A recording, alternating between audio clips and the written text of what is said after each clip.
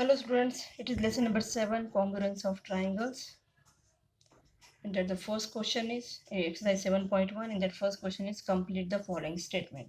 The first statement is given two line segments are congruent if means if it is a one triangle in which two line segments are congruent.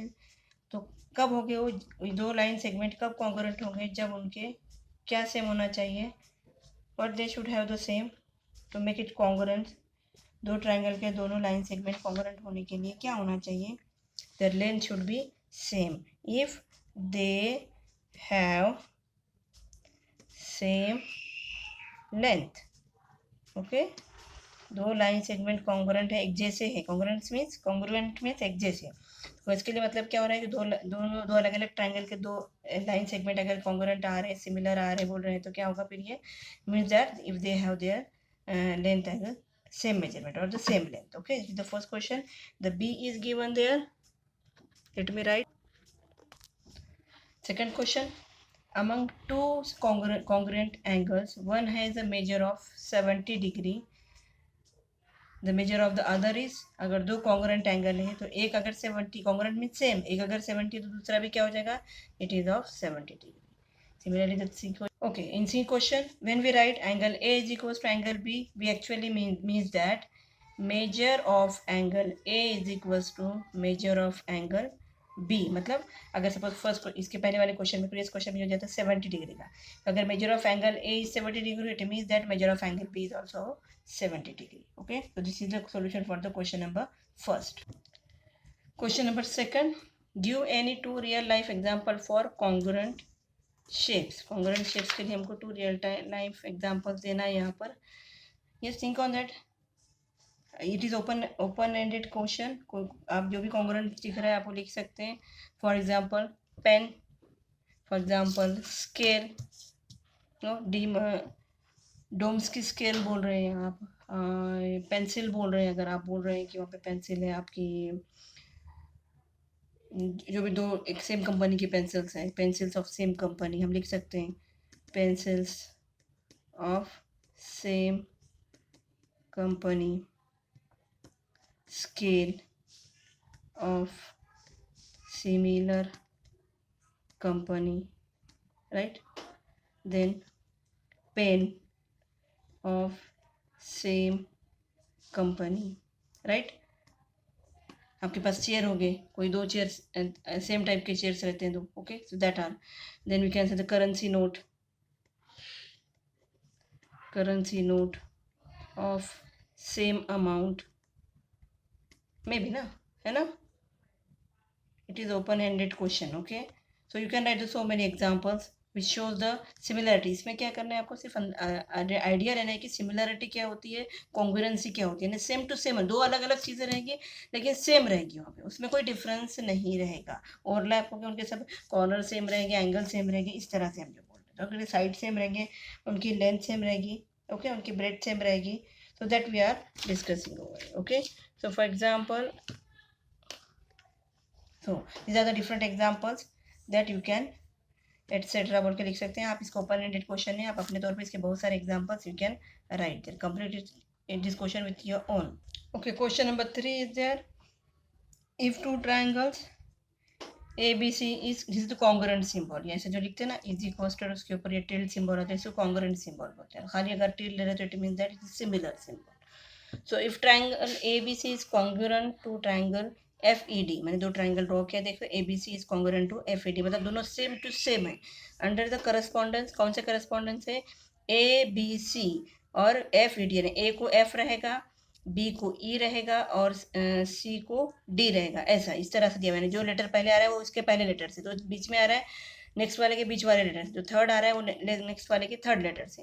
Right all the corresponding congruent part of the triangle. हमको क्या करना है, इसके जितने भी congruent part है वो हमको लिखना है. जनरली ट्राइंगल में 6 टाइप्स की करस्पॉन्डिंग्स होती है. 3, क्योंकि तो ट्राइंगल में क्या होता है, 3 एंगल्स रहते हैं, 3 साइड्स रहते हैं.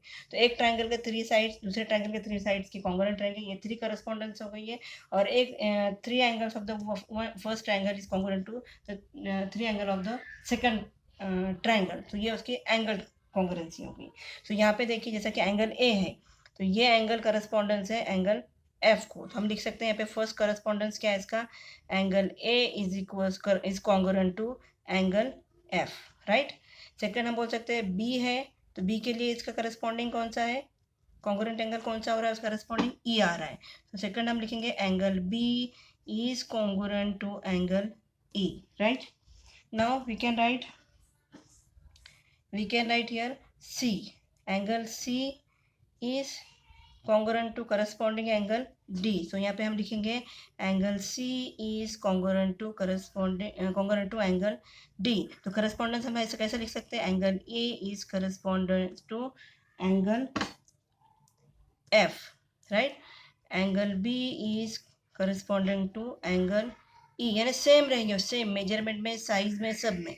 Angle C is corresponding to angle D, यानी ये इसकी इमेज रहेगा, एक्जैक्ट उसकी इमेज रहेगा। ओके, इस तरह से भी हम करस्पॉन्डेंस लिखते हैं, कॉन्ग्रुएंसी ऐसा लिखेंगे।